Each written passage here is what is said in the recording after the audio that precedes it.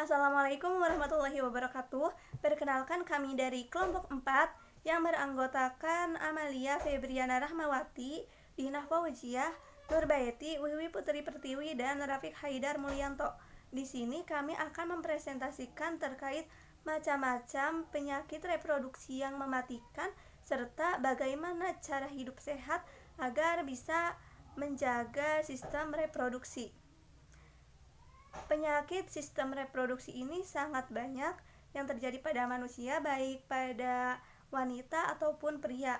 Nah, pada wanita ini yaitu ada endometriosis, yang dimana suatu penyakit reproduksi yang terjadi ketika jaringan yang mestinya tumbuh di rahim, namun jaringan tersebut tumbuh dan berkembang di tempat lain, seperti halnya di usus, kemudian di belakang rahim, seperti itu.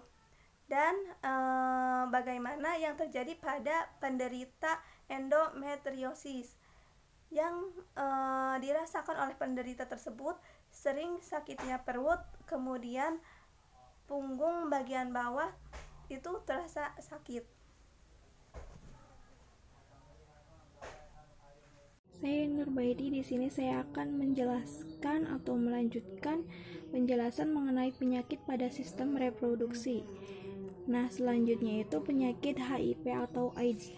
Penyakit ini merupakan penyakit kelamin akibat hubungan intim yang paling serius, yang dapat menyebabkan tidak bekerjanya sistem kekebalan tubuh. HIV juga merupakan penyakit seksual yang menular, sehingga sangat berbahaya karena dapat menyebabkan kerusakan pada imunitas tubuh, sehingga tubuh itu akan rentan terhadap segala macam penyakit. HIV atau AIDS ini juga dapat ditularkan melalui hubungan intim dan pemakaian jarum suntik yang bersamaan. Nah, selanjutnya ini penyakit uterin fibroid. Penyakit ini merupakan penyakit no kanker yang paling sering ditemukan pada perempuan di usia reproduksi aktif. Nah, fibroid sendiri merupakan serat-serat yang terbentuk dari sel-sel otot dan jaringan lain yang tumbuh di sekitar dinding rahim. Nah, penyebab yang pasti dari penyakit ini itu salah satu faktor pemicunya adalah kelebihan berat badan. Adapun gejala yang bisa muncul yaitu sakit yang tidak bisa ditoleransi selama menstruasi. Kedua, rasa pegah pada perut bagian bawah. Ketiga, frekuensi buang air kecil yang meningkat.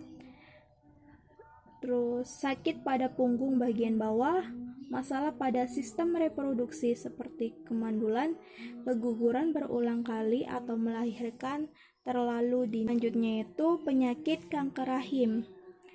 Penyakit kanker rahim ini disebut juga dengan istilah womb cancer. Penyakit ini juga umumnya itu terjadi pada perempuan yang memasuki masa menopause. Ciri utamanya yaitu vagina akan mengalami pendarahan yang hebat atau mengeluarkan cairan yang tidak normal. Pertama ini gejalanya kesulitan buang air kecil, sakit pada area panggul, rasa sakit saat berhubungan intim, dan sejauh ini belum ada penilaian yang berhasil menemukan penyebab pasti kanker rahim. Namun, kadar hormon estrogen yang terlalu tinggi diketahui dapat memperbesar resiko seseorang terkena gangguan kesehatan ini. Perempuan yang mengalami kelebihan berat badan juga akan cenderung lebih rentan mengalami penyakit ini. Saya Wiwi Putri Pertiwi. Di sini saya akan melanjutkan pemaparan dari teman saya yang sebelumnya. Materi yang saya akan paparkan mengenai kanker rahim. Kanker rahim sering disebut juga dengan istilah womb cancer, di mana penyakit ini umumnya terjadi pada perempuan yang memasuki menopause. Ciri utamanya vaginanya mengalami pendarahan hebat atau mengeluarkan cairan yang tidak normal. Kemudian ada kesulitan buang air kecil, kemudian juga ada sakit pada area panggul, dan juga rasa sakit saat berhubungan intim. Nah, sejauh ini juga belum ada penelitian yang berhasil menemukan penyebab pasti dari kanker rahim ini. Namun, kadar hormon estrogen yang berlebihan atau yang terlalu tinggi dapat diketahui dapat memperbesar resiko seseorang terkena gangguan kesehatan ini. Selain itu juga, perempuan yang mengalami kelebihan berat badan cenderung lebih rentan mengalami risiko terkena kanker rahim ini. Bismillahirrahmanirrahim. Perkenalkan, saya Rafiq Haidar dari Biologi E semester 5. Di sini saya akan melanjutkan penjelasan dari teman-teman kelompok 4 mengenai kanker prostat. Kanker prostat adalah penyakit kanker yang berkembang di prostat, yaitu sebuah kelenjar dalam sistem reproduksi laki-laki. Hal ini terjadi ketika sel prostat mengalami mutasi dan mulai berkembang di luar kendali. Sel ini dapat menyebar secara metastasis dari prostat ke tubuh lainnya, terutama tulang dan limfnode. Kanker prostat dapat menimbulkan rasa sakit, kesulitan buang air kecil, disfungsi ereksi, dan gejala lainnya. Pada penderita kanker prostat ditemukan rasio plasma vitamin B12 yang sangat rendah. Kanker prostat biasanya menyerang pria usia 60 tahun ke atas. Gejala-gejala yang ditimbulkan dari penyakit kanker prostat yaitu mempunyai masalah saat buang air kecil, jumlah urin yang berkurang, adanya darah di dalam air mani, mengalami pembengkakan pada kaki, rasa tidak nyaman di sekitar daerah pinggul, juga nyeri di tulang. Kemudian faktor-faktor resiko yang dapat meningkatkan resiko terkena kanker prostat adalah usia, ras, riwayat keluarga atau faktor keturunan, hormon, dan pola makan. Perubahan hormon testosteron dan pola makan yang terlalu banyak mengkonsumsi lemak. Menurut penelitian lainnya, agen kimia seperti kadmium juga ditemukan pada perkembangan kanker prostat.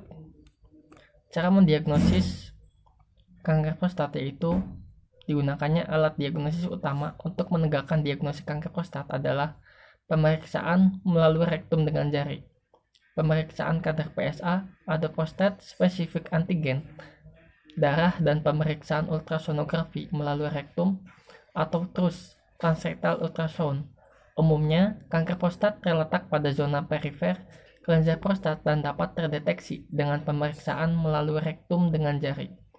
PSA adalah enzim protase yang mirip kallikrein yang hampir secara eksklusif hanya dihasilkan oleh kelenjar prostat. Kadar PSA darah akan meningkat pada penderita kanker prostat. Selain itu, dapat pula meningkat pada penderita pembesaran prostat jinak, radang prostat, atau pada beberapa kondisi bukan kanker lainnya. Pemeriksaan ultrasonografi pada penderita kanker prostat dilakukan untuk melihat adanya gambaran tumor ganas pada prostat dan sebagai sarana untuk melakukan biopsi prostat. Biopsi prostat merupakan prosedur pengambilan sedikit jaringan kelenjar prostat untuk mengetahui adanya sel kanker. Adapun cara pencegahan dan mengobatinya yaitu dengan minum air putih 8-12 gelas per hari, hindari mengkonsumsi daging merah, makan banyak. Selanjutnya ada kesehatan reproduksi. Kesehatan reproduksi ini keadaan di mana seseorang itu sehat baik secara fisik, psikis, dan sosial yang berkaitan dengan sistem fungsi dan proses reproduksi pada laki-laki ataupun pada perempuan agar dapat bertanggung jawab. Gimana sih cara merawat organ reproduksi itu? Nah, di sini cara merawat organ reproduksi dengan baik yaitu pertama, pakaian dalam atau sering kita sebut dengan CD diganti minimal 2 kali sehari. Kemudian juga Bagi perempuan, setelah buang air kecil,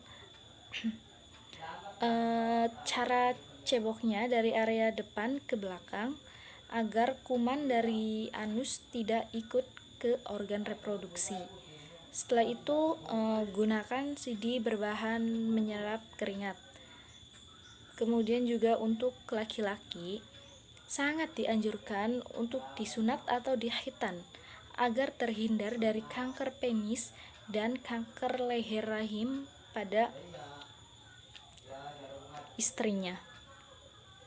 Dan yang terakhir itu pakai handuk yang bersih, kemudian kering, tidak lembab dan bau. Itu cara menjaga organ reproduksi supaya terhindar dari gangguan reproduksi.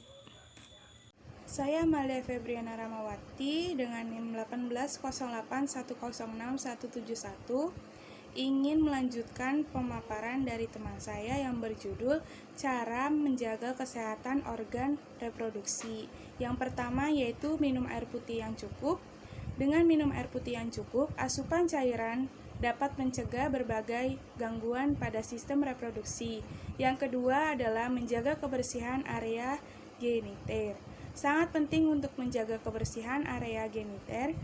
Jangan biarkan keringat menumpuk karena dapat menjadi sarang kuman dan bakteri. Yang ketiga yaitu rajin olahraga.